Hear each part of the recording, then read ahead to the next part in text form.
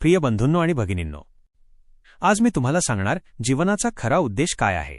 प्रत्येक माणूस या जगात जन्म घेतो, वाढतो, शिक्षण घेतो, काम करतो आणि एक दिवस या जगातून निघून जाणार.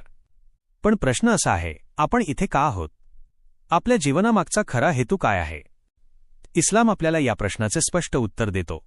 अल्लाने मानवाला व्यर्थ निर्माण केलेले नाही. आपल्या जीवनाचा खरा उद्देश म्हणजे अल्लाहची ओळख करणे, त्याची उपासना करणे आणि त्याच्या मार्गदर्शनानुसार जीवन जगणे. कुराणमध्ये अल्लाह सांगतो की मी जिन्न आणि मानवांना फक्त माझी उपासना करण्यासाठीच निर्माण केले. याचा अर्थ असा नाही की उपासना म्हणजे फक्त नमाज किंवा इबादत. इस्लाममध्ये प्रत्येक चांगले काम हीसुद्धा इबादत आहे. प्रामाणिकपणे काम करणे, लोकांना मदत करणे, सत्य बोलणे, आईवडिलांचा आदर करणे आणि वाईट गोष्टींपासून दूर राहणे आणि प्रत्येक काम हे अल्लाहच्या सांगण्यानुसार करणे ही इबादत आहे. जीवन ही एक परीक्षा आहे. अल्लाह आपल्याला पाहत आहे की आपण कसे वागतो, सुखात कृतज्ञ राहतो का आणि दुःखात धैर्य ठेवतो का.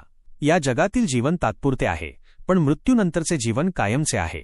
त्यामुळे आपले खरे यश हे या जगात नाही तर परलोकात आहे.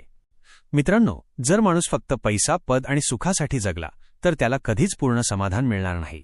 पण जो माणूस आपल्या निर्माणकर्त्याशी नाते जोडतो त्याला मनःशांती, दिशा आणि खरा आनंद मिळतो. म्हणून स्वतःला हा प्रश्न विचारायला पाहिजे की मी माझे जीवन कोणासाठी जगत आहे? मी माझ्या निर्माणकर्त्याला खुश करण्यासाठी जगत आहे का? जर आपण अल्लाहच्या मार्गदर्शनानुसार जीवन जगलो तर आपले जीवन अर्थपूर्ण होईल आणि परलोकातही यश मिळेल.